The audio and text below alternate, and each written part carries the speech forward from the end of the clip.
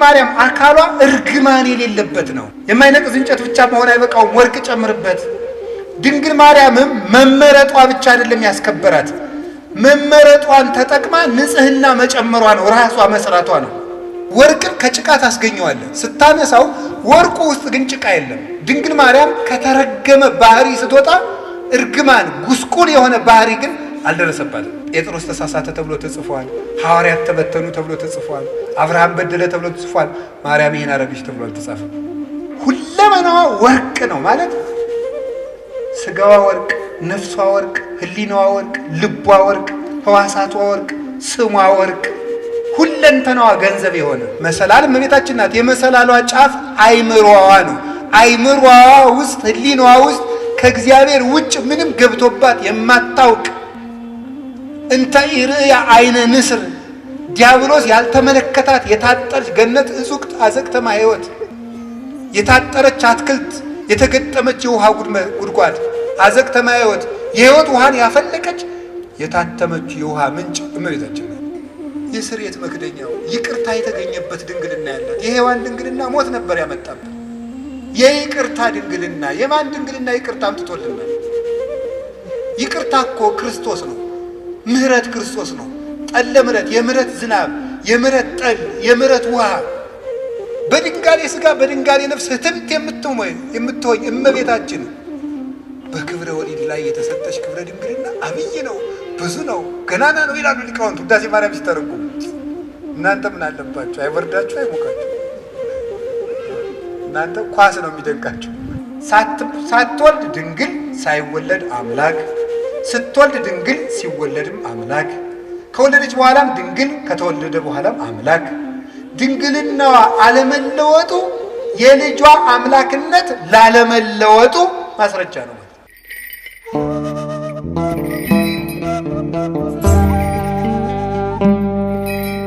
የእግዚአብሔር ታቦት ማርያም ናት። እስቲ የእግዚአብሔር ታቦት ማርያም ናት በሉ።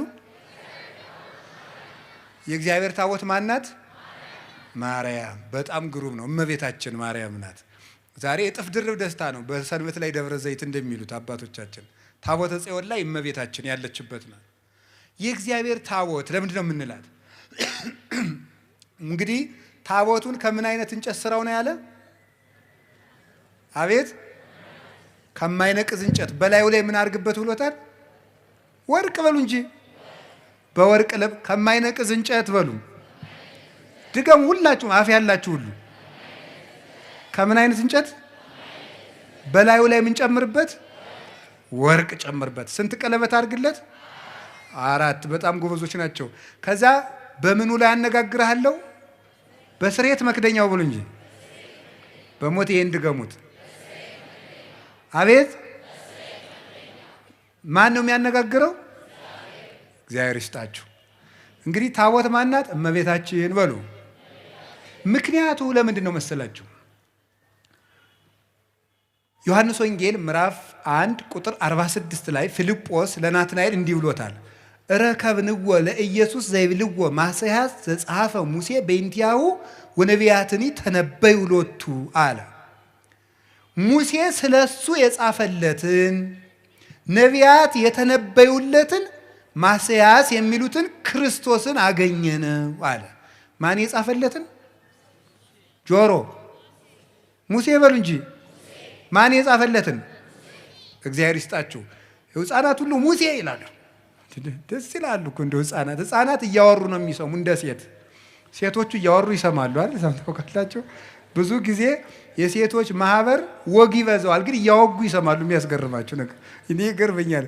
እያወሩ የሚሰሙ ሴቶች ናቸው እና መልቲታስክ የሚሸከሙ ጎበዞች ናቸው። እውነት ሐሰት? አዎ በጣም ጥሩ ነው። እሺ ለምንድን ነው እያወሩ እንዲሰሙ አድርጎ የፈጠራቸው ብዬ ሳስበው እኔ ብዙ ልጅ ቢንጫጫባቸው የሁሉንም መንጫጫት እንዲሰሙ ነው መሰል እላለሁ። ያኛው እማዬ እማማ ቢል ሁሉንም ይሰሙታል። እና ደግሞ ሴቶች ማህበር ውስጥ ተቀምጠው እየጠጡ ከውጭ ልጅ ቢያለቅስ የልጃቸውን ድምፅ እያወሩ ይሰማሉ። አይገርማችሁም? በጣም ነው የሚገርመኝ። እኔ እናትነት ትልቅ ነገር ነው። ከቃሉ ጋር ናችሁ። ስለዚህ እግዚአብሔር ታቦት ስላለው ታቦት እመቤታችን ናት። መጀመሪያ ከማይነቅዝ እንጨት ማለት ምን ማለት መስላችሁ?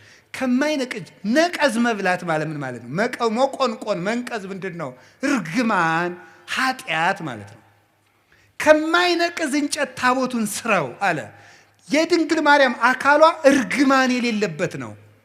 አሁን ቅድም ነግሬያችኋለሁ።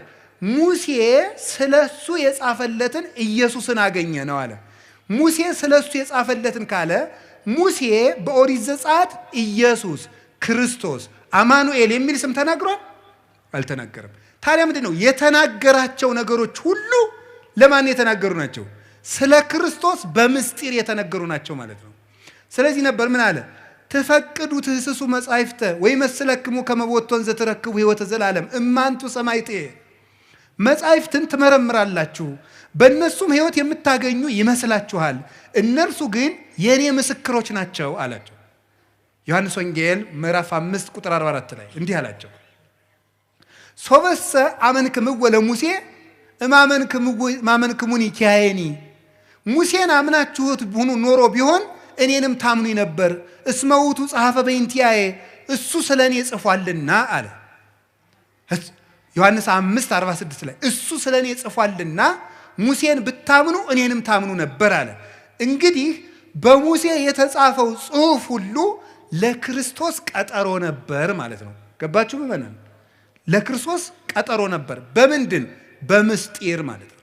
በምስጢር እንደዚያ ከሆነ ለምሳሌ ኦሪት ዘጸአት ምዕራፍ 25 ስለ ኢየሱስ ክርስቶስ የተጻፈ ነው። እንዴት ተብሎ ነው የተጻፈው?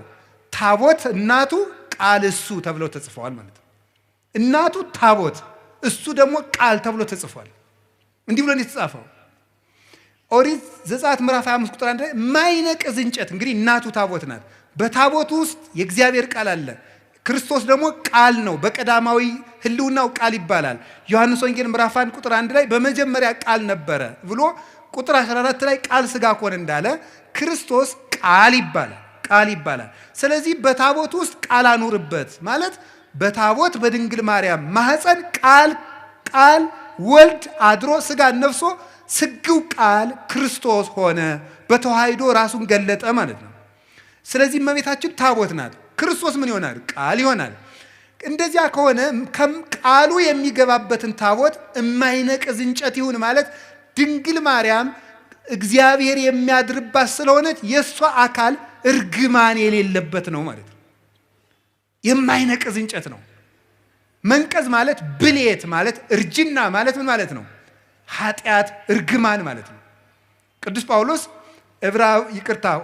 ሁለተኛ ቆሮንቶስ ምዕራፍ 5 ቁጥር 18 ላይ እነሆ በክርስቶስ ሁሉ አዲስ ሆኗል፣ አሮጌው አልፏል ብሏል። አሰስሉ ብሁአ ብሉየ፣ አሮጌውን እርሾ አስወግዱት፣ ከመትኩኑ ለሐዲስ ሐሪጽ፣ ለአዲሱ እርሾ ለክርስቶስ ተዘጋጁ ዘንድ አሮጌውን እርሾ አስወግዱ። እስመ ተሰቅለ በፋሲካነ ክርስቶስ፣ ፋሲካችን ክርስቶስ። አንድም በፋሲካችን ክርስቶስ፣ በፋሲካችን ዕለት ፋሲካችን መሻገሪያችን ክርስቶስ ታርዷልና ይላል ቆሮንቶስ 5 ላይ ሲናገር። አሮጌውን እርሾ አስወግዱ። ስለዚህ አሮጌ ማለት ኃጢአት ማለት ነው። አሮጌ መንቀዝ ማርጀት ማለት ኃጢአት ማለት ነው። እርግማን ማለት ነው። ሞት ማለት ነው። ከማይነቅዝ እንጨት ታቦቱን ስራው ማለት ድንግል ማርያም መጀመሪያም ኃጢአት ሳይኖርባት ነው ያዘጋጃት። እርግማን አልነበረባትም። ከሴቶች ተለይቶሽ አንቺ የተባረክሽ ነሽ ያላት ለዚህ ነበር። ሉቃስ ወንጌል ምዕራፍ 1 ላይ እንግዲያ ምድር ሁሉ የተረገመ ነው፣ እመቤታችን ግን ለይቶ የተባረክሽ ነሽ አላት። ከወንዶች ሳይል ከሴቶች ያለ ለምንድን ነው? እርግማን የመጣ በሴት ነበረ። በሴት ስለነበረ ሴቲቱ ዓለምን ሁሉ የምትወክልናት። ከሴቶች ተለይቶሽ አንቺ የተባረክሽ ነሽ ሲል ከሰው ዘር በአጠቃላይ ተለይተሽ የተባረክሽ ነሽ ነው። ከማይነቅዝ እንጨት ማለት ይሄ ነው። በወርቅ ለብጠው ምንድን ነው? በወርቅ ለብጠው ማለት ምን ማለት ነው? ልብ ብላችሁ ስሙ የእግዚአብሔር ቤተሰቦች። መጀመሪያ ከማይነቅዝ እንጨት ስራው ማለት እንጨቱ መጀመሪያ በተፈጥሮ ይሄ ሁሉ ታቦቱ ረጅም ዘመን ሲቀመጥ እንዳይነቅዝ ነው። ከማይነቅዝ እንጨት ስራው አለው፣ እንዳይፈርስ ነው። ይሄ ማለት ምን ማለት ነው? ድንግል ማርያም መጀመሪያ አካሏ የአዳም ሸክም የሌለበት እርግማን የሌለበት አድርጎ እግዚአብሔር አዘጋጀው። እንዴት ይሆናል? በእግዚአብሔር ኃይል ይሆናል። ታምር ነው የሷ ነገር። ከማይነቅዝ እንጨት በወርቅ ለብጠው ማለት ደግሞ ወርቅ የተባለ አንደኛውን ከማይነቅዝ እንጨት ተፈጥሮ ተሰርቶ ደግሞ ወርቅ ሲለበጥበት ታቦቱ ለብዙ ዘመን የሚኖር ይሆናል ማለት ነው። ወርቅ የተባለ የእመቤታችን ንጽህናዋና ቅድስናዋ ነው። የሰራችው ንጽህና ነው። ወርቁ በተፈጥሮ ብቻ አይደለም የሚጠበቀው። ወርቅ እንጨቱ የማይነቅዝ እንጨት ብቻ መሆን አይበቃውም። ወርቅ ጨምርበት። ድንግል ማርያምም መመረጧ ብቻ አይደለም ያስከበራት፣ መመረጧን ተጠቅማ ንጽህና መጨመሯ ነው። ራሷ መስራቷ ነው። መመረጥን መጠበቅ እንጂ መመረጥ አያስደንቅም። መምረጥማ የእግዚአብሔር ነው። መምረጥ የእግዚአብሔር ነው። አሁን አንዳንዶቹ ምን ይላሉ? እመቤታችን እኮ እንዲህ ብለን ስናከብራት ማርያም ምን ታደርግ ኖሯል? ሲመርጣት አልመረጥም ልትል ነው? እሷ ባትኖርም እኮ ሌላ ሴት የመምረጥ እድል አለው እግዚአብሔር ምን ይሳነዋል ይላል። እንዴ የእሷ ነፃ ፈቃድስ? ነፃ ፈቃድ ያላት ፍጡር እኮ ናት። እንጨት ናት እንዴ? ዝም ብሎ አስገድዶ ይመርጣታል? አይመርጣትም። ነፃ ፈቃድ አላት። እግዚአብሔር ስለጠበቃት ነው የምንል ከሆነ እንደዚያ ከሆነ አዳምና ሔዋንም የበደሉ እግዚአብሔር ስላልጠበቃቸው ነው ብለን መልስ ማዘጋጀት እንችላለን። ይሄ ደግሞ እግዚአብሔርም ያ ማለት ለአዳምና ለሔዋን ተጠያቂው እግዚአብሔር ይሆናል። ድንግል ማርያም ንጹሕ የሆነችው እግዚአብሔር ስለጠበቃት ብቻ ከሆነ አዳምና ሔዋንም የወደቁ እግዚአብሔር ስላልጠበቃቸው ነው ማለት ነው። እንደዚያ ከሆነ ደግሞ በሔዋንና በአዳም አዳልቶባቸዋል ማለት ነው እግዚአብሔር ደግሞ ባህሪው እንደዚህ አይደለም። ፈታሒ በጽድቅ ኮናኔ በርት ነው። በእውነት የሚፈርድ ነው። ኮናኔ በርት እውነት የሚፈርድ ነው። ፍርድ አይገመድልም። ያ ማለት እኔም ቢሆን የምበድለው እግዚአብሔር ስላልጠበቀኝ ነው ማለት ነው። እንደዚያ ከሆነ ደግሞ ለኃጢአቴ ተጠያቂ ሊያደርገኝ አይገባም ማለት ነው። እመቤታችን ብቻ ከጠበቀ ሔዋንንስ ለምን እንዳትበድል አይጠብቃትም? እግዚአብሔር የማንንም ነፃ ፈቃድ አይሻማም። የድንግል ማርያምንም ነፃ ፈቃድ ያከብራል። የመበደል መብት አይነፍጋትም። እንዳትሳሳት አይከለክላትም።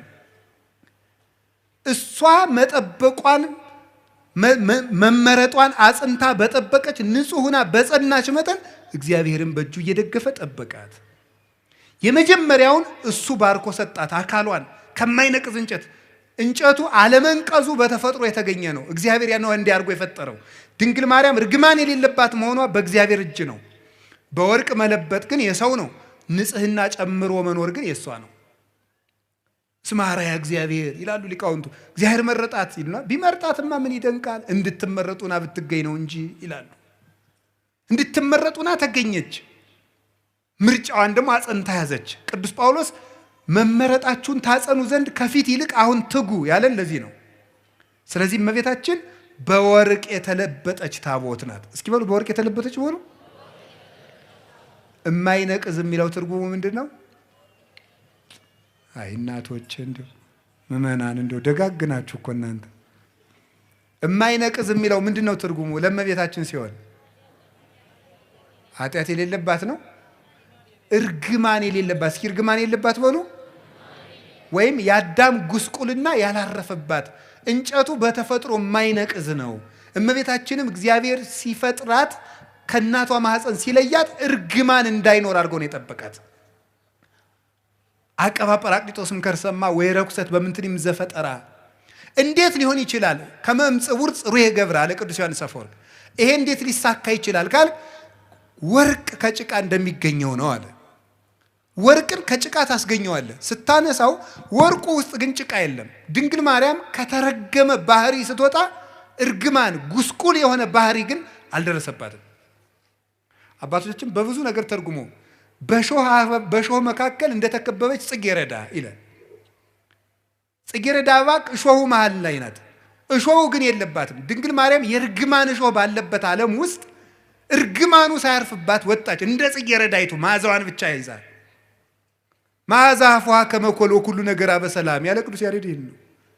አንደበቷ እንደ እንኮይ የሚያምር መዓዛውን ይዛ የወጣች እሾሁ ያልተከተላት ጽጌ ሃይማኖት ዘጸገየት በማእከለ ሐሰዋክ። በእሾህ መካከል አበባ የተገኘች የሃይማኖት አበባ መዓዛ ብቻ ያላት እሾሁ ግን የሌለባት የመካከለኛዋ ውብ ጽጌረዳ እመቤታችን ናት። እርግማን ያልነካት። ወርቁ ግን ራሷ የሰራችው ንጽህናዋ ነው። አይኗ ንጹህ፣ ጴጥሮስ ተሳሳተ ተብሎ ተጽፏል። ሐዋርያት ተበተኑ ተብሎ ተጽፏል። አብርሃም በደለ ተብሎ ተጽፏል።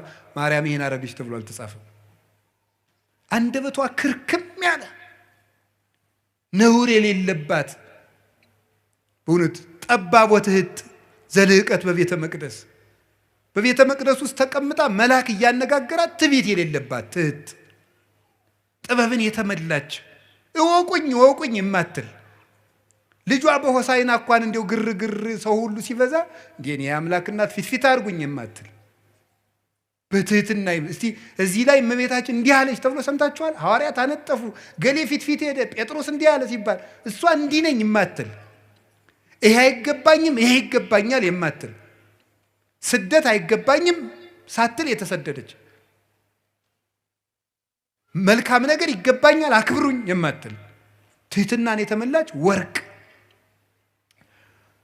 ትንቢተ ዘካርያስ ምዕራፍ 4 ቁጥር 2 ላይ ነቢዩ ዘካርያስ ርየ ተቃዋመ ማይቶት ዘካርያስ የወርቅ መቅረዝን አይቶት ነበረ።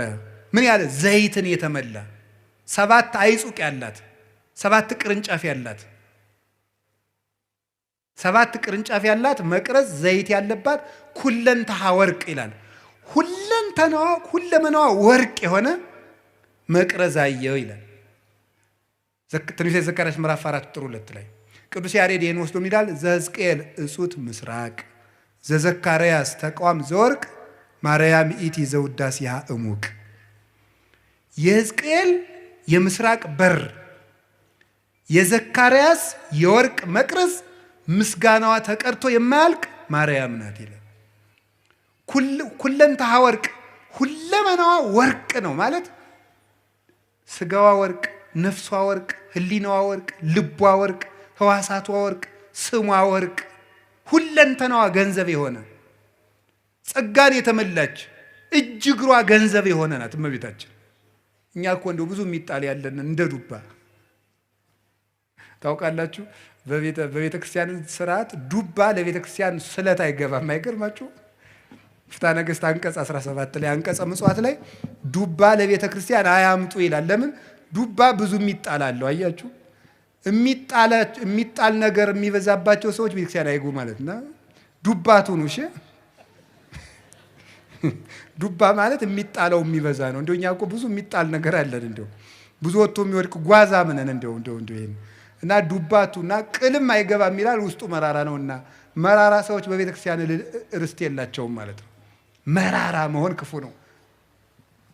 ስለዚህ እመቤታችን ግን የሚጣል የሌላት አልብኪ ነውር ወይ ምንትኒ በላይሌኪ ኩለንታኪ ሰናይት እንታሃቤ ወዳጄ ሁለንተናሽ ውብ ነው ምንም ነውር የለብሽም ብሏታል ልጇ ሰሎሞን። በወርቅ የተለበጠችው ታቦት ማድረግ አንዳች ነገር ያልተገኘባት የቅድስና ማህተም ያተማት የእግዚአብሔር ከተማ የመሰላሏ ጫፍ ላይ ይላል አይደለም እንዴ? የመሰላሏ ጫፍ ላይ እግዚአብሔር ተቀምጦባት ነበር ይላል። መሰላል እመቤታችን ናት። የመሰላሏ ጫፍ አይምሮዋ ነው። አይምሮዋ ውስጥ ህሊናዋ ውስጥ ከእግዚአብሔር ውጭ ምንም ገብቶባት የማታውቅ እንተ ኢርእያ አይነ ንስር ዲያብሎስ ያልተመለከታት የታጠረች ገነት እጹቅ አዘቅተማ ህይወት የታጠረች አትክልት የተገጠመች የውሃ ጉድጓድ አዘቅተማ ህይወት የህይወት ውሃን ያፈለቀች የታተመች የውሃ ምንጭ እመቤታችን ናት። የእግዚአብሔር ታቦት ይሏችኋል ማርያም ናት። 2 ክንድ ከስንዝር ያለው ከአዳም እስከ ኖህ ያለው ጊዜ ነው። እሱ 2256 ዘመን ይሆናል። 1 ክንድ ከስንዝር የሚለው ከኖህ እስከ ሙሴ ያለው ነው 1644 ይሆናል። 1 ክንድ ከስንዝር ቁመት ወርድ ቁመት አቆልቋይ 1 ክንድ ከስንዝር የሚለው ደግሞ ከሙሴ እስከ እመቤታችን 1600 ይሆናል። ይሄን ስትገጥሙት 5500 ዘመን እንዲህ ያለ ታቦት አበጅ ማለት 5500 ዘመን ሲያልቅ የምትመጣ የእግዚአብሔር ማደሪያ ታቦት አለች ማለት ነው። 4 ቀለበት አብጅለት ማለት 4 ቀለበት ማለት አይን፣ ጆሮ፣ እጅ፣ አፍንጫ።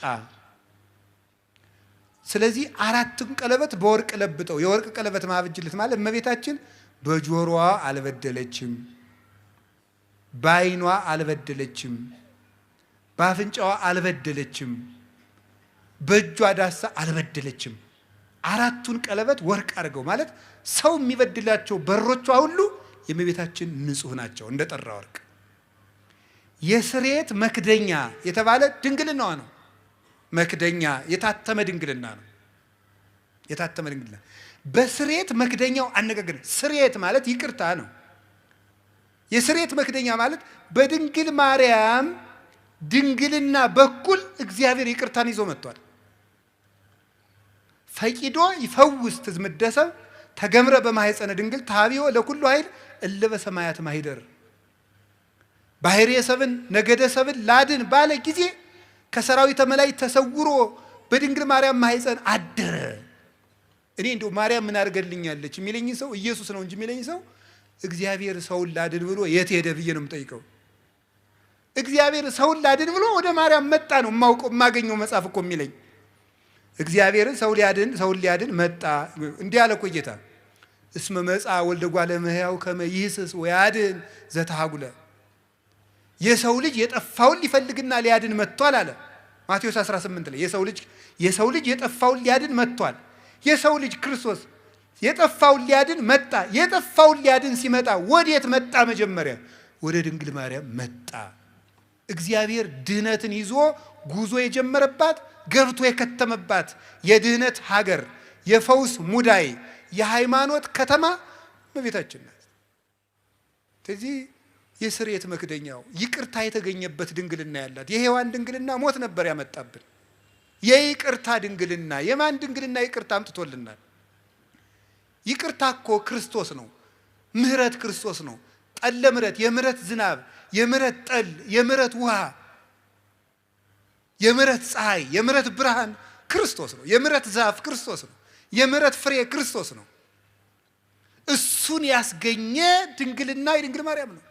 ምህረት የሰጠ ድንግልና፣ ምህረት የፈሰሰበት ድንግልና፣ ምህረትን ዓለም ያሳየ ድንግልና የማርያም ድንግልና ነው። ዝም ብሎ ድንግልና አይደለም። ጓዲድ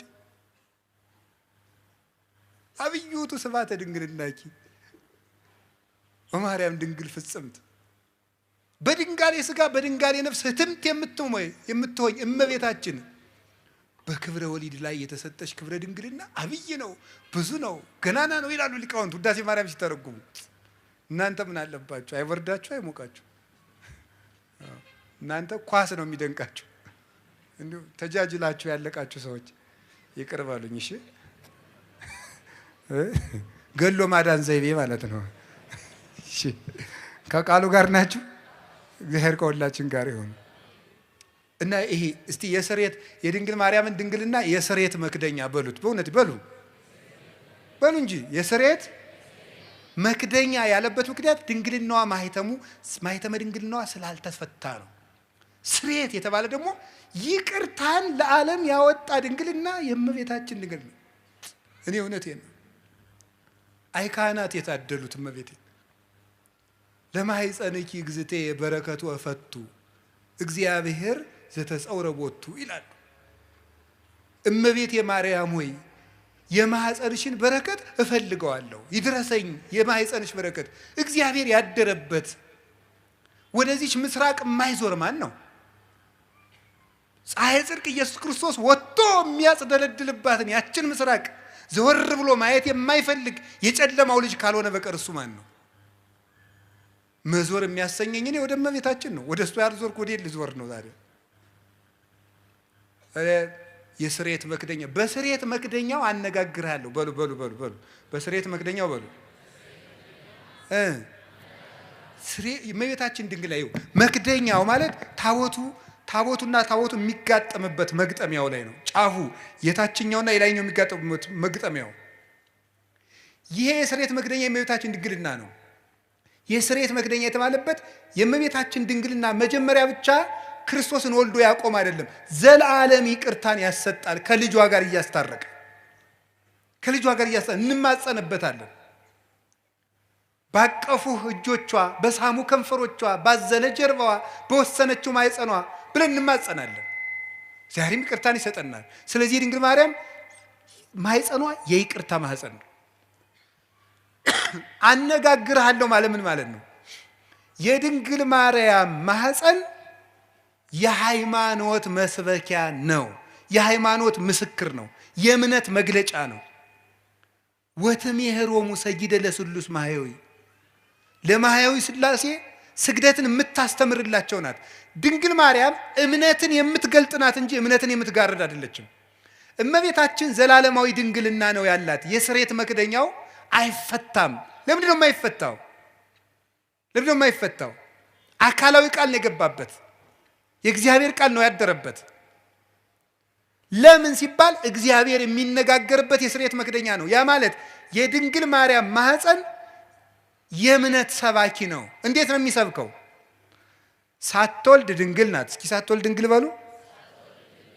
ስትወልድ ድንግል በሉ። ስትወልድ ድንግል በሉ።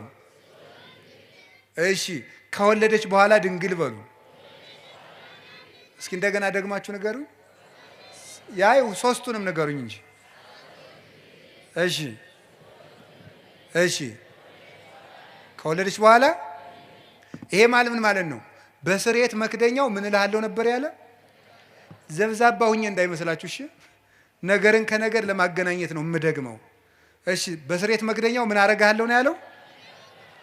የስሬት መክደኛ ያልነው በሐዲስ ኪዳን ሲተረጎም ምንድን ነው? የእመቤታችን ምንድን ነው? ድንግልናዋ ነው። ድንግልናዋ ነው የስሬት መክደኛ። ስሬት የተባለ ይቅርታን የሰጠ ክርስቶስ ከማን ስለተወለደ ነው? ከእመቤታችን ስለተገኘ። እንደዚያ ከሆነ ሳትወልድ ምንድናት? ድንግል በሉ። ቀጥሉ። ስትወልድ፣ ከወለደች በኋላ ለምን ለምን በሉ እንጂ። ምን ያደርጋል ይሄ ስትሉ፣ ለልጇ ምስክር ስለሚሆን። ምን? ኢየሱስ ክርስቶስ ሳይወለድ አምላክ በሉ፣ ሲወለድም አምላክ፣ ከተወለደ በኋላም አምላክ። ስለዚህ ዕብራውያን 13 ቁጥር 8 ላይ ኢየሱስ ክርስቶስ ዘትማልሙ ወይም ወክመውት እስከ ለዓለም፣ ኢየሱስ ክርስቶስ ትናንትም ዛሬም እስከ ዘላለሙ ድረስ ያው ነው ይላል። ያው ነው። ሳትወልድ ድንግል፣ ሳይወለድ አምላክ፣ ስትወልድ ድንግል፣ ሲወለድም አምላክ፣ ከወለደች በኋላም ድንግል፣ ከተወለደ በኋላም አምላክ። ድንግልናዋ አለመለወጡ የልጇ አምላክነት ላለመለወጡ ማስረጃ ነው ማለት። ለማይለወጠው ልጇ ምስክር እንድትሆን እሱ ሰው ቢሆንም አምላክነቱ ስላልተለወጠ እሷም ብትወልድም ድንግልናዋ አልተለወጠም። ለልጇ ምስክር ናት። በስርየተ መክደኛው አነጋግርሃለሁ ማለት አለመለወጤን የማልለወጥ አምላክ መሆኔን በማይለወጠው በእናቴ ድንግልና እነግርሃለሁ፣ አስተምርሃለሁ ማለት ነው። ቅዱስ ዮሐንስ አፈወርቅ ሃይማኖተ አበው ምዕራፍ 67 ቁጥር 31 ላይ እንዲህ ይላል፣ እሰብክ መንገለ ድንግልናሃ ለማርያም እንተ ትከውን ስም አለቃል ይላል። ለቃል ምስክር በምትሆን በድንግል ማርያም ድንግልና ክርስቶስን እሰብከዋለሁ ይላል። ለቃል ምስክር በምትሆን በድንግል ማርያም ድንግልና ክርስቶስን እሰብከዋለሁ። የድንግል ማርያም ድንግልና የክርስቶስ መስበኪያ ነው። ድንግልናዋ አልተለወጠም። ለምን? እሱም ሰው ሲሆን አልተለወጠምና። የማይለወጥ አምላክ መሆኑን ለማስረዳት የእናቱን ድንግልና ሳይለውጥ ተወለደ። ትንቢተ ሚልክያስ ምዕራፍ 3 ቁጥር 5 ላይ አንሰ እግዚአብሔር አምላክክሙ ዘኢይትዌለጥ፣ እኔ የማልለወጥ አምላካችሁ እግዚአብሔር ነኝ፣ እኔ እግዚአብሔር አምላካችሁ አልለወጥም ብሎ ነበር። የማይለወጥ አምላክ መሆኑን ለማስረዳት ከእናቱ ሲወለድም ድንግልናዋን እንዳይለወጥ ጠበቀ። አቀበ ማኅተመ ድንግልና ከመትኩን መራሒተ ለሃይማኖት አበይ፣ አቀበ ማኅተመ ድንግልና ከመ በጽንሳ መንክር ትኩን መራሒተ ለሃይማኖት አባይ። ድንቅ በሚያሰኝ ማኅተመ ድንግልናዋ ለታላቂቱ እምነት ምስክር ትሆን ዘንድ ድንግልናዋን ጠበቀው ይላል። ስለዚህ የድንግል ማርያም ድንግልና ለክርስቶስ አለመለወጥ ምስክር ነው። ክርስቶስ ሰው የሆነ አምላክ ነው። ሰው የሆነ አምላክ ነው። ሰው ብቻ አይደለም፣ አምላክ ብቻ አይደለም፣ ሁለትም አይደለም፣ ነጠላም አይደለም። ሰውነቱ በአምላክነት እንዳልተለወጠ ድንግል ስለሆነች እናትነት አልቀረባትም። አምላክነቱ በሰውነት እንዳልተለወጠ ድንግልናዋ በእናትነት አልተለወጠባትም። አምላክ ወሰብ ስለሆነ ሁለት ባህሪ እንደማይባል ሁሉ ድንግልም እናትም ስለሆነች ሁለት ሰው አይደለችም። እናቱ አንድ ሁና ድንግልም እናትም እንደሆነች ክርስቶስ አንድ አካል አንድ ባህሪ ሲሆን አምላክነቱ በሰውነት ሰውነቱ በአምላክነት ያልተለወጠበት በተአቅቦ የሚኖር በተዋሂዶ ክብሩን የገለጠ ስግው ቃል ወልድ ዋሕድ አምላክ ወልደ አምላክ ይባላል። እንግዲህ ከገባችሁ ይግባችሁ፣ ይገባችኋል፣ ደግሞ ይገባችኋል። ይዛችሁታል? እሺ። ድንግል ማርያም ድንግል ናት በሉ። እሺ። እናት ናት በሉ። ክርስቶስ እሳ አምላክ ነው በሉ። ሰው ነው በሉ። ደግሞ ድንግል እናት ግን ሁለት ናት። ክርስቶስ አምላክ ነው፣ ሰው ነው፣ ሁለት ነው አይደለም፣ አንድ ባህሪ ነው። ስለዚህ የተዋህዶ ምስክር ናት ማለት ነው። የተዋህዶ ምስክር እንድትሆን ድንግልናዋን የጠበቀበት ምክንያት ለዚህ ነው። ስለዚህ እግዚአብሔር በዚህ ነግሮናል። ትንቢተ ሕዝቅኤል ምዕራፍ 44 ቁጥር 2 ላይ ድንግል ማርያም ድንግል ሆና የሆነችውና በዘላለም ድንግልና የቀጠለችው ድንግልናው ያልተለወጠው ለምንድን ነው ብትሉ፣ አንደኛ ለልጇ ምስክር እንድትሆን ነው። አሁን ባልኳችሁ የልጇን አለመለወጥ እንድትመሰክር፣ የልጇን ተዋህዶ እንድትመሰክር፣ ለልጇ ምልክት እንድትሆን። ትንቢተ ኢሳይያስ ምዕራፍ 7 ቁጥር 11 ላይ እግዚአብሔር ይውበክሙ ትእምርተ፣ እግዚአብሔር ምልክት ይሰጣችኋል፣ ድንግል በድንግልና ጸንሳ በድንግልና ትወልዳለች፣ ስሙንም አማኑኤል ትለዋለች አለን። ማቴዎስ ምዕራፍ 1 ቁጥር 23 ላይ በነቢይ የተነገረው ይፈጸም ዘንድ ስሙን አማኑኤል ትበለው በለው፣ ድንግል በድንግልና ትወልዳለች፣ ስሙም አማኑኤል ይባላል የተባለ ይፈጸም ዘንድ አለ። እግዚአብሔር ምልክት ይሰጣችኋል፣ ድንግል ትወልዳለች አለ። ድንግል ማርያም ዘላለማዊ ድንግልና ከሌላት ምልክትነቷ ምንድን ነው? ምልክት የሆነችው እኮ ዘላለማዊ ድንግልና ስላላት ነው። ያ ምልክት የተፈጸመባት ድንግል ደግሞ እመቤታችን እንደሆነች ወንጌላዊ ነግሮናል። ስለዚህ ድንግል ማርያም የማይለወጥ ዘላለማዊ ድንግልና አላት። ለምን? ምስክር እንድትሆን። ወዲህም ደግሞ ለምንድን ነው የማይገባባት ሲባል ሌላ ባል አላገባችም፣ ሌላ ልጆችን አልወለደችም። ለምን? የኃያላን አምላክ እግዚአብሔር ስለገባባት። ሕዝቅኤል ምዕራፍ 44 ቁጥር 4 ላይ እንደተነገረው የሰራዊት ጌታ እግዚአብሔር ገብቶባታልና ሌላ አይገባባትም፣ ተዘግታ እጹታ ትነብር ለዓለም፣ ለዘላለሙ ታትማ ትኖራለች። መልስ ለምን? እግዚአብሔር ስለገባባት። እግዚአብሔር ስለገባባት። አንዳንዶቹ ምን ሊሏችሁ ይችላሉ? አረ ትንቢተ ሕዝቅኤል ምዕራፍ 44 እኮ ስለ ማርያም የሚመለከት አይደለም ይላል። አይድረስ እኮ ነው እናንተ። ደንቆሮና እንትን አሉ እንዴ፣ ብልህና ጅል ተከራክረው አሉ፣ ጅል አሸነፋሉ። ምን ብሎ ሲባል እምቢ ብሎ። እንዲሁ ይገርማችኋል እኮ። እንደዚህ ነው። ምንድነው የሚለው? እምቢ። እንደዚህ ነው። መልሱ ምንድን ነው? አይደለም። እንዴት ብሎ አይደለም ይባላል? እንዲሁ እኮ ይገርማል። እንዲሁ ምን ይሻላቸዋል? ድንቁርና ነውር ነው። ድንቁርና እንዲሁ ጥበብ ቤቷን ሰራች እንደተባለ ጥበብ ድንቁርና ቤቷን ሰራች፣ 7 ምሰሶም ማቆመች ያስብላል። እነዚህ እኮ ነውር ነው። ስለ እመቤታችን አይደለም ለማለት ምንድን ነው ማስረጃ? አንድ እኮ እንዲሁ የመጽሐፍ ቅዱስ መንፈሳዊ ሕይወት አለ። በስነ ጽሑፍም ቢሆን ሕግ አለ። አንድ በስነ ጽሑፍም እኮ እንዲህ ነው ለተባለ ባለሙያዎቹ ሀሳብ ሲሰጡበት ነው። ባለሙያዎቹ ሀሳብ ይሰጡበታል። ሙያ አለው እኮ።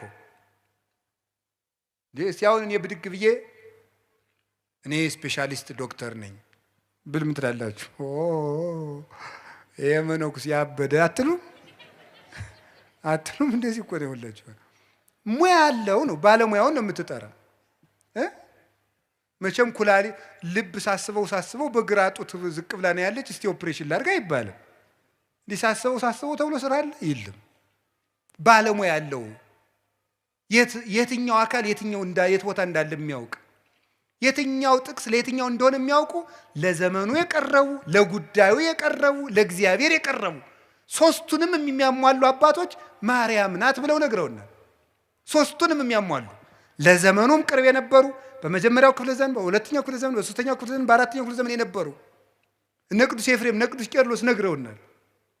እነ ቅዱስ ኤራቅሊስ ነግረውናል። ማርያም ናት የሕዝቅኤል ምስራቅ ብለው። ቅዱስ ያሬድ ነግሮናል። ሊቁ ለእግዚአብሔር የቀረበው ለዘመኑ የቀረበው 6ኛው ክፍለ ዘመን የነበረው ሰማይ ድረስ ሂዶ ዜማን ቆንጥሮ ያመጣው እሱ ነግሮናል። አንተ የት ቤት ነህ እንደው ማን? ስለዚህ ለዘመኑ ቅርብ ናቸው፣ ለጉዳዩ ቅርብ ናቸው። መጻሕፍትን ጥሬ ቆርጥመው እግዚአብሔርን በሱባኤ እየጠየቁ የተማሩ ናቸው። ለእግዚአብሔር ቅርብ ናቸው።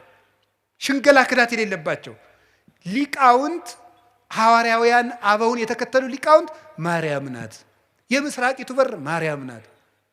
ደሞስ ምን ይጎልባታል ብትባል ዮሐንስ 8:12 ላይ እኔ የዓለም ብርሃን ነኝ አለ። እሱ የዓለም ብርሃን ከሆነ ልጇ እመብርሃን ብትባል ምንድን ነው ኖሩ? በዚያውም የዓለም ብርሃን ኢትዮጵያ ናት የምትሉ ሰዎች አርፋችሁ ተቀምጡ።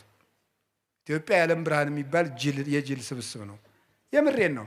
የዓለም ብርሃን ክርስቶስ ነው እንጂ ኢትዮጵያ የዓለም ብርሃን ሆናም አታውቅም አትሆንምም። የዓለም ብርሃን ማን ነው? ክርስቶስ በሉ። የዓለም ብርሃን ማን ነው?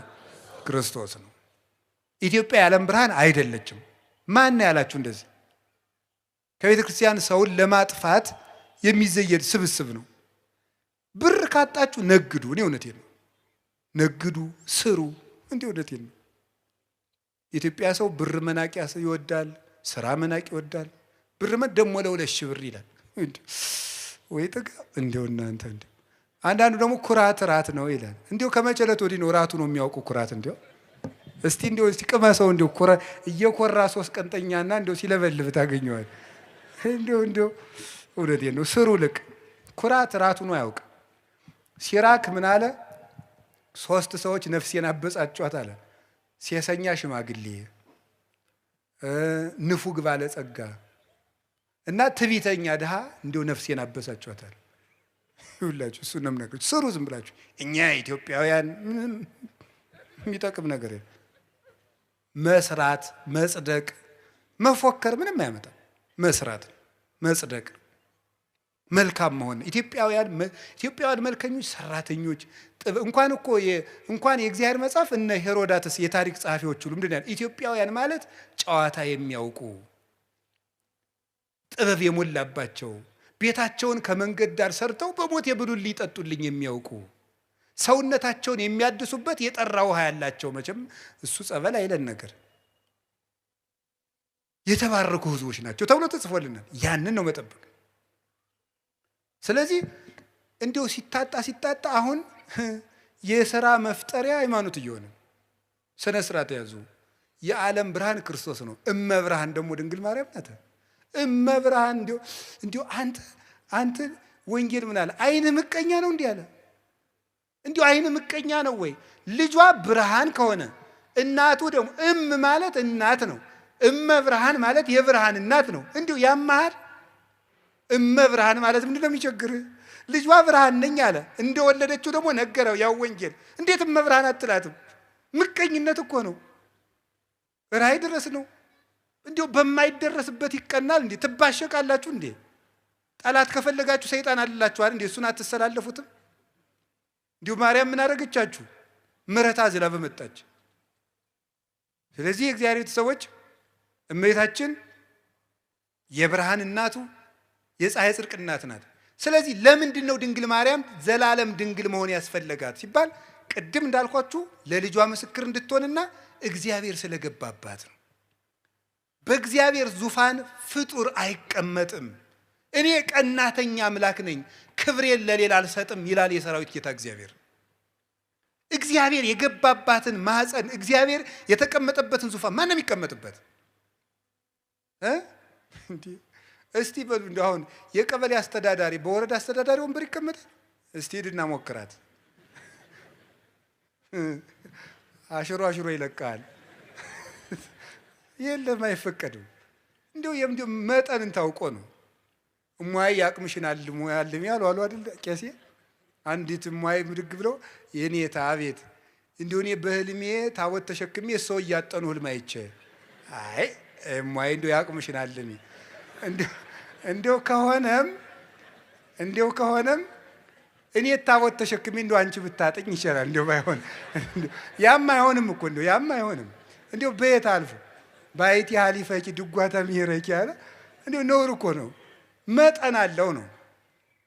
አዎ እግዚአብሔር አባቶች ይላሉ በጳጳስ ወንበር ኤጲስቆጶስ አይቀመጥም፣ በንጉስ ወንበር መስፍን አይቀመጥም። እግዚአብሔር በገባበት ዙፋን ፍጡር አይደርስም ፈጽሞ። እንዴት ያለስ ደፋር ሄሮድ ዮሴፍ ያረገው ጻድቅ ነው አይደል ያለው እንዴ? በዚያውስ ላይ ሐዋርያት እንኳን ክርስቶስን ከተከተሉ በኋላ ወደ ሚስት አልተመለሱም። እንደው ጴጥሮስ ሚስት ነበረው ይባላል። ጭራሽ እሷ አምላክን ወልዳ መልሳ ወደ ትዳር ተመለሰች ይባላል። ከቅዱስ ጴጥሮስ አንሳ ፈጽሞ ነውር ነው፣ ያላደለ ነገር ነው። የእግዚአብሔር ዙፋን ነው፣ ድፍረት ነው። እምንንቀው እግዚአብሔርን ነው። ማርያምን እመቤታችንን አይደለም የምንንቀው፣ እግዚአብሔርን መዳፈር ነው። እንዴት ትዳር ክቡር ነው ብሏል። ትዳር ክቡር የሆነው ለተፈቀደለት ነው። ትዳር ክቡር የሚሆነው ለሚጠቅመው ለተሰማራበት ለተፈቀደለት ነው። ሰው ሁሉ ወኩሉ ዘከመ ተጸውዐ ያሉ ሁሉም እንደተጠራበት አጠራር ይኑር ነው ያለ ቅዱስ ጳውሎስ። በንጽህና እኖራለሁ ያለ ይኑር እና ለድንግል ማርያም ግን ይሁሉ መጠኑ አይደለም። ወንድ አላውቅም ሐሳብ የራሱ የለኝም እኮ ነው ያለችው። ቅዱስ ጎርጎርዮስ ዘንዚናዙና ዘኑሲስ የሚሉት እንደዚህ ብላ ስትናገር በቃ ዘግታ ጨርሳለች ማህተሟን ነው የሚሉት።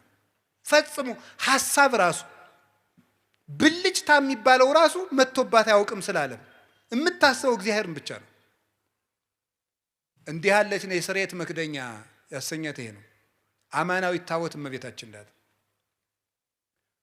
እመቤታችን ቅድስት ድንግል ማርያም ይሄ ታቦት ምን ያርፍበት ነበር? ብርሃን። እስቲ ብርሃን በሉ።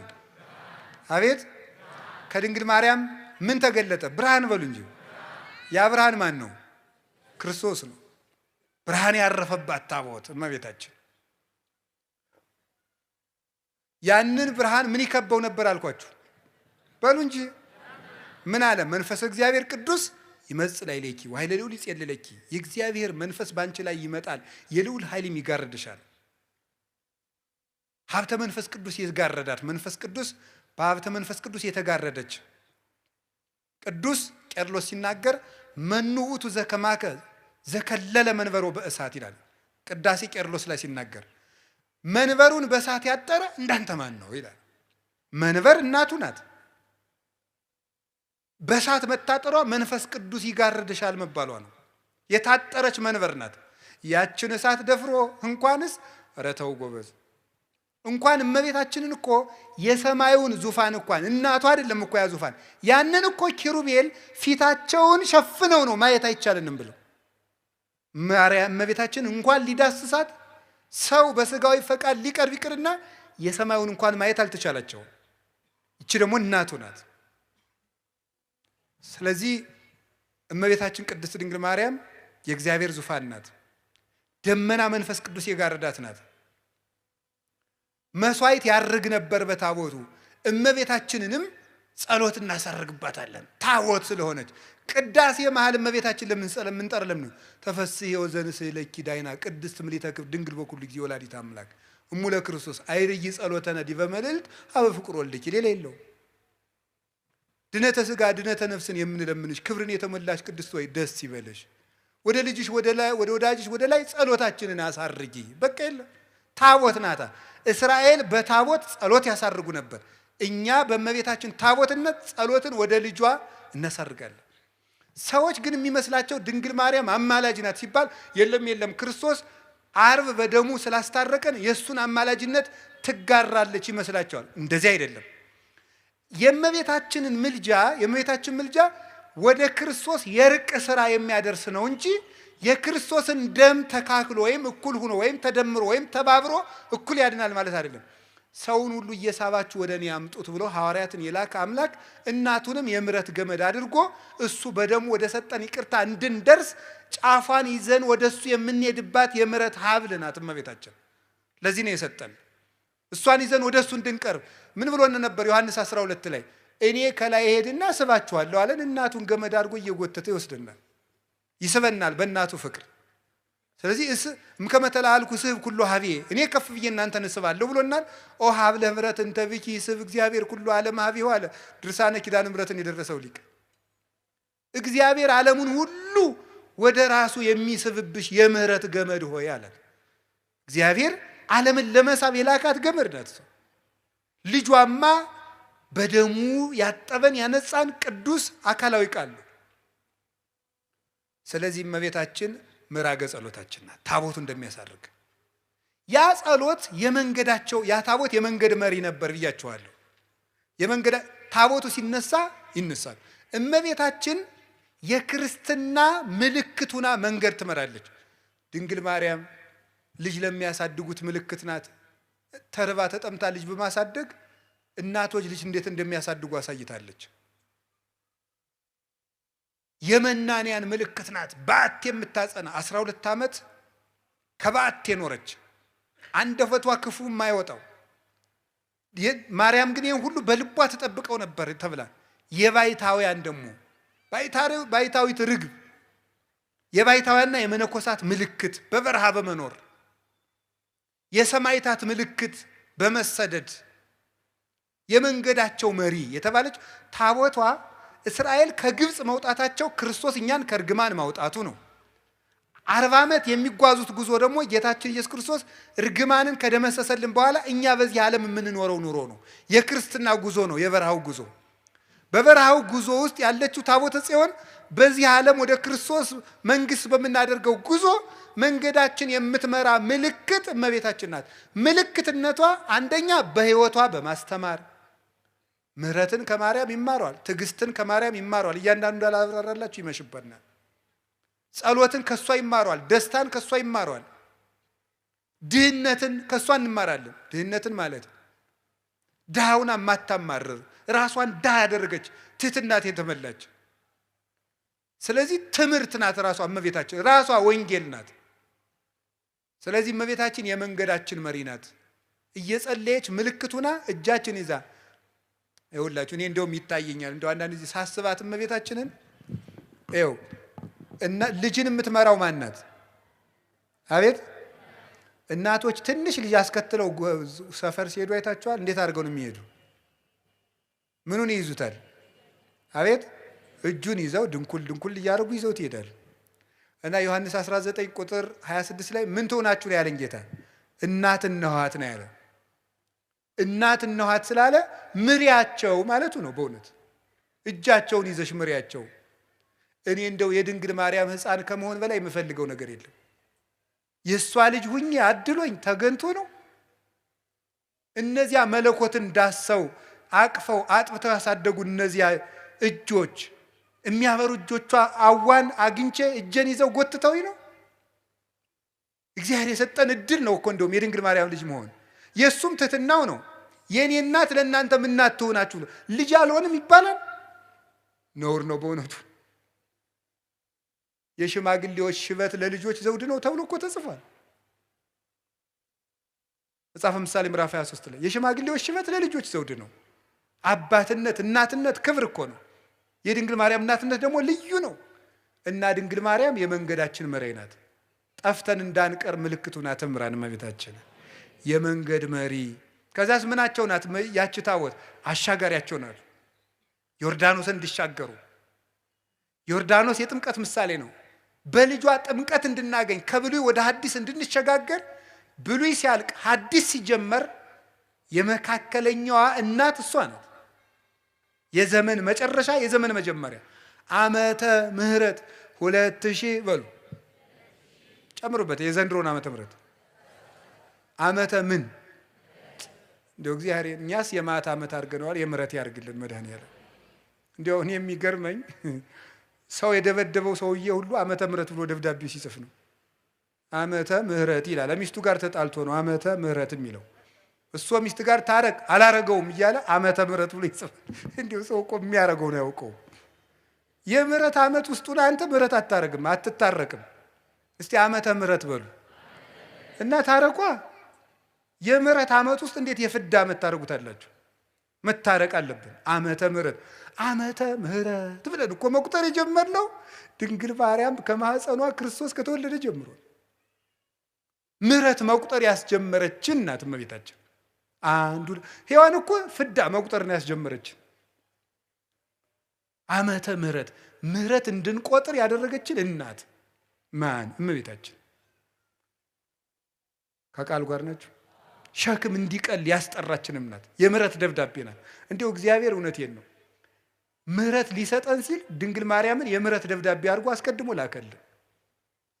ከሷ ደግሞ ምህረት መጣ፣ ይቅርም ማለት በደሙም ታረቀ። እንግዲህ ወደ እግዚአብሔር አብ እንገባ ዘንድ ድፍረት አለን አለ ቅዱስ ጳውሎስ። እንዴት? እስመ ተሳሃለነ በሞተ ወልዱ፣ በልጁ ሞት ይቅር ብሎናልና። ለምን? በልጅ ደም የታረቁት እርቅ ጽኑ ነውና ይላሉ ሊቃውንት። አብ እንግዲህ በልጁ ደም ታርቆናልና እንግዲህ ሞገስ አግኝተናል ወደ ሰማይ እንድንገባ። ይህን ይቅርታ እንድናገኝ ምህረት እንዲህ የተጀመረበት ማህፀን ያላት እመቤታችን ናት። ስለዚህ ጥምቀት ዮርዳኖስን ታቦትን ተሸክመው ዮርዳኖስ ተሻገሩ ማለት የእመቤታችን ምልጃ ረድኤቷን ተጠግተን በልጇ ስም እንጠመቃለን። በእሷ ስም እንጠመቃለን አላለም። በልጇ ስም፣ በአብ ስም፣ በመንፈስ ቅዱስ ስም ተጠምቀን ደቀ መዝሙር እንሆናለን። ታቦቷን ግን ሳንጥላት ሳንረሳት ነው የምንሻገር። ከዚያስ ግንብ ሲፈርስ ታቦቷን ተሸክመው ነበረ። ግንብ ሲፈርስ ታቦቱን ተሸክመው የሚያፈርሰው እግዚአብሔር ነው። እግዚአብሔር እንዲያፈርሰው ግን እልልታውን የሚያቀርቡት ታቦቱን ተሸክመው ነው። አሁን እዚህ ቅዳሴ ላይ ምን ይላል ካህኑ? ስብሐት ወክብር ለስሉስ ቅዱስ ይደሉ። መልሱ እንጂ እንደዚህ እያደረገ ቤተ ክርስቲያኑን ምን ይለዋል? ይዞረዋል አይዞረውም? ይዞረዋል አሉ ሕፃኑ። ምን እንደሆነ እኮ አይገባቸውም ሕፃናት፣ ግን እኔ እንዲሁ ይገርሙኛል። ይዞረዋል አይዞረውም? ዙሮ ሲጨርስ ምን እያለ ይገባል መሰላችሁ? መጨረሻ እናንተ አሰሙትም እንጂ ግዕዝ እንዲሁ ይገርማል። ጀርመን እንግሊዘኛ ግዕዝ በፒኤችዲ ትሰጣለች። እናንተ ደህና ዋላችሁ አታውቁም እዚህ ተቀምጣችሁ። እና ዙሮ ሲጨርስ እንደዚህ አጥኖ ዙሮ ሲገባ ምናል እግዚአብሔር አምላኬ በከማናል ከጥቅማ ለኢያሪኮ በሄደ ኢያሱ ገብርከ ወልደ ነዌ ከማዋንል ጥቅማ ኃጢአቴ ወኃጢአቶሙ ለኩሎሙ ሕዝብከ ይላል። አቤቱ ፈጣሪ እግዚአብሔር ሆይ በባሪያህ በኢያሱ እጅ የኢያሪኮን ግንብ እንዳፈረስክ በእኔ በባሪያህ እጅ የሕዝብህን የኃጢአት ግንብ አፍርስ ይላል። አጥኖ ሲገባ ነው። እዚያ መቅደሱ ሲገባና ተፈሥሒ ማርያም ምልዕተ ጸጋ ታቦቱን ተሸክመው አይደል ግንቡን የዞሩት? ተፈሥሒ ማርያም ምልዕተ ጸጋ ይላል። እግዚአብሔር ምስሌኪ ግንቡን የሚያፈርሰው እግዚአብሔር፣ የሚዞሩ ግን እልልታውን የሚያቀርቡት በታቦቱ። ኃጢአታችን ይቅር የሚለን የሚደመስስልን ልጇ ክርስቶስ ይቅር በለን ብለን ጸሎታችን የምናሳርግባት ታቦት እመቤታችን የኃጢአታችን ግንብ እንዲፈርስ ተሸክመናት የምንዞራት ታቦታችን ናት። የሚያፈርስልን ግን ልጇ ነው። ይቅር የሚለን እሱ ነው። ከዚያት ርስት ይዘዋት የገቡ ታቦት እስቲ በሉ ርስት በሉ። ስለዚህ እመቤታችን መንግስተ ሰማያት ይዛን የምትገባ ታቦት ናት። ያችኛይቱ ርስት የመንግስተ ሰማያት ምሳሌ ስለሆነች ዳጎንን የቀጠቀጠችው ታቦት ተሰዳ ዳጎንን የቀጠቀጠች ማለት ድንግል ማርያም ተሰዳ ዲያብሎስ እንዲቀጠቀጥ በልጇ ታቦተ ጽዮን ያንን ዳጎን የቀጠቀጠችው በላይዋ ላይ በተጻፈው የእግዚአብሔር ቃል ነው። ድንግል ማርያምም አካላዊ ቃልን አዝላ ወደ ግብፅ ወደ ኢትዮጵያ ተሰዳ ዲያብሎስ በልጇ ኃይል እንዲቀጠቀጥ አድርጋለች። አሸንፋ የተመለሰች ማለት ሄሮድስም ሙቶ ዲያብሎስ ተነስቶ አሸንፋ በስደት ዲያብሎስን አሸንፋ የተመለሰችው ታቦት በአቢዳራ ቤት እንደባረከች 3 ወር ኤልሳቤጥን ተገኝታ የባረከች ዳዊት እየዘለለ እንዳመሰገናት ጽንስ እየዘለለ ያመሰገናት ማናት? ይቺ እመቤታችን። መጨረሳት በወርቅ የተለበጠች ናትና ታቦቱ አይነቅዝም። በወርቅ የተለበጠ ነውና በሉ ታቦቱ ምን አይልም? መጀመሪያ ምን የማይል እንጨት ነበር፣ ኋላ በምን ተለብጧል? ስለዚህ ይነቅዛል። እመቤታችን መጀመሪያም እርግማን ሳይኖርባት ነው የፈጠራት። ኋላም ራሷ አልበደለችም። ሞት ደግሞ የኃጢአት ደመወዝ ነው። ሮሜ ምዕራፍ 6 ቁጥር 4 ላይ የኃጢአት ደመወዝ ሞት ነው ይላል። እመቤታችን ደግሞ አልበደለችም። ስለዚህ ሞት በእመቤታችን ላይ ስልጣን የለውም። ስለሌለው እመቤታችን አርጋለች። ለምን? ታቦት ስለሆነች። ታቦት ከማይነቅዝ እንጨት። ለምን? ሞት የመጣ በኃጢአት ነው። አዳም መሬት ነህና መሬት ግባ መሬት ተመለስ የተባለው ስለበደለ ነው። እሷ ደግሞ ከዚያ በደል ነፃ ናት፣ ራሷም አልበደለችም። ስለዚህ የሞት ርስት በድንግል ማርያም ላይ የለም። ስለሌለም ታቦት ናትና ተነስታለች፣ የእግዚአብሔር ታቦት ስለሆነች።